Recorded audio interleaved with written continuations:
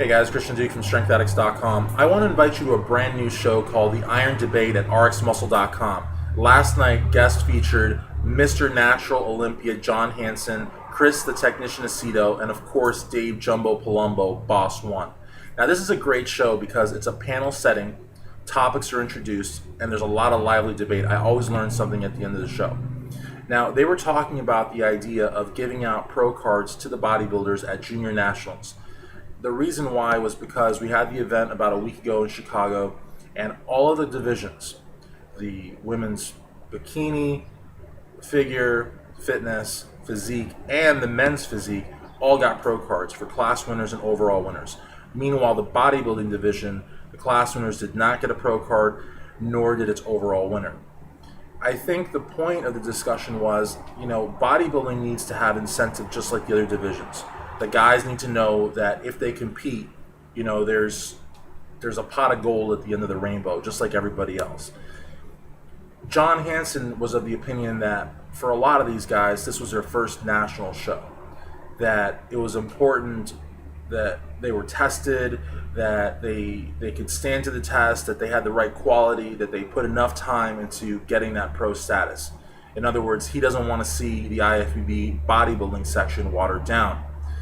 Chris the Technician Aceto and Dave Palumbo, I believe, were of the opinion that you're not watering it down by creating some incentive just like in the other divisions. And in the end, let's be real here.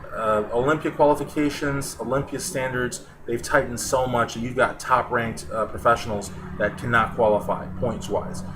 The Arnold Classic, it's by invitation only. They're not going to invite someone that won't look good on their stage. And as far as the other shows, we don't usually use the term the $10,000 shows anymore, but that was an old term.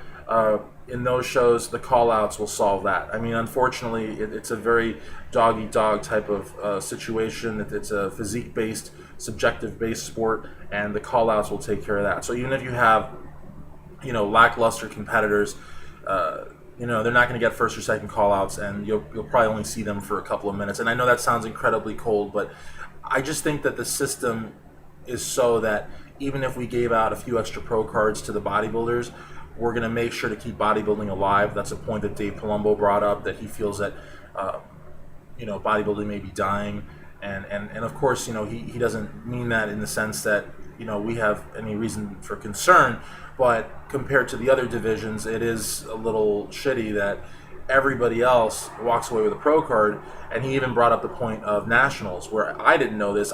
To my knowledge, the class winners at nationals got pro cards, but actually it's the class winner and the class runner-up get pro cards. So that's new. I didn't know that.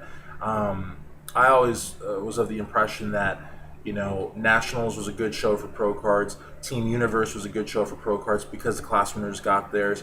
I always knew that the USA's first and second got a pro card, and then the North American, which I always thought was pretty cheap, only gave out one pro card. And actually, I think Tad the Diet Coach should have a pro card now, but he doesn't because I think North American is pretty stingy on pro cards. But anyways, the point is that this is my question to you, and if you guys could sound off, I would really appreciate it. Comments are what I really want. Likes are cool, but what does that mean? It just means that you like the video. I don't know where you stand.